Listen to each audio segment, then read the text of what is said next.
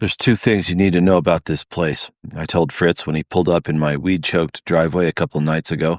One, I got in way over my head when I bought this old house. Two, I cleaned until I got bored, and as you know, Fritz, I get bored quickly. He knew that. It probably helped that we were standing next to the char griller at the time. Sweet oak and mesquite smokes pouring out of it. I get the first cold pint in his hands as quickly as possible because I figure the bigger your guests buzz, the less likelihood there is of him spotting the grime along the kitchen baseboards. The drinks. I've got 2 6-packs on ice. Avery Brewing's White Rascal. I've always enjoyed having the Rascal around as temperatures climb. And Leinenkugel Berry Weiss. That seemed like a good side bet, considering it was the first string of high 70s days of the year. The Rascal reminds me I've got 2 old friends back in the house today. I love nearly every Avery product I've ever had. White Rascal brings what I always remember. Suppleness while still being crisp. The orange zest playing along the beer's body like sundogs. These get crushed quickly as I teach Fritz how to run Project L, which I reviewed back in episode 88. He learned it fast and he liked it a lot. Everybody does. So, pivoting from that to the Leinenkugel Berry was the evening's only disappointing turn. The whiff of orange that comes off the White Rascal is girded by an actual beer around it. This Leine's had a tinny ring of artificial tasting berry and nothing else. It reminds me of what vitamin water tasted like in 2008, like they were trying to come up with something to compete with a flavored seltzer or a White Claw, I said. This is what you give your niece or nephew who are having their first beer ever, said Fritz. The digitized berry startup sound that is the entirety of the beer's personality sticks in my mouth for several minutes after, as if I've been trance-eating sweet tarts or spree while watching schlock on YouTube. I dislike this beer intensely.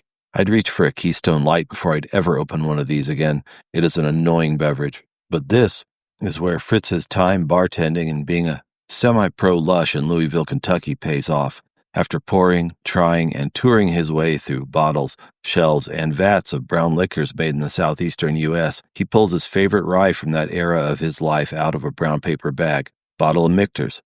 The first belt of Michters after that candy-nothing beer. The reopening of the senses is akin to the relief of being in a room where somebody is blasting anime theme music over a phone speaker for 20 minutes and you don't realize your body's been slowly tensing up in rage, but all of a sudden it stops because somebody else just drowned it out by throwing on some vinyl, maybe MC5 or Thin Lizzy. Fritz said Michter became his go-to for its blend of bite and smoothness, and he's right.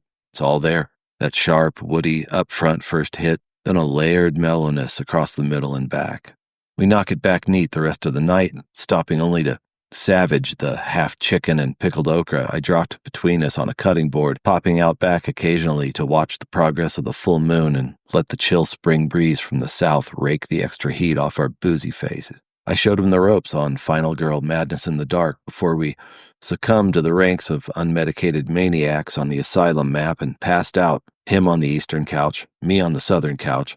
All the lights killed except the couches are levitating on the orange light of the floor accent strips and the brisk tenor of the narrator. I'd thrown on an audiobook of J.G. Ballard's The Drowned World, the rhythm of the words making a drunkard's hammock in the middle of the book's sweltering post-apocalyptic lagoons. I wake up several chapters later, Fritz's eastern couch vacated, the moon and its jamboree mass having pulled with it in its western plummet the last strains of fight songs from fabled bandit enclaves in Brooklyn, the sun now here to police chicken bones, the drying husks of night bloom playlists, shot glasses, dice, and the many yellow victim meeples from Final Girl that didn't survive the second, deadlier night inside Wolf Asylum.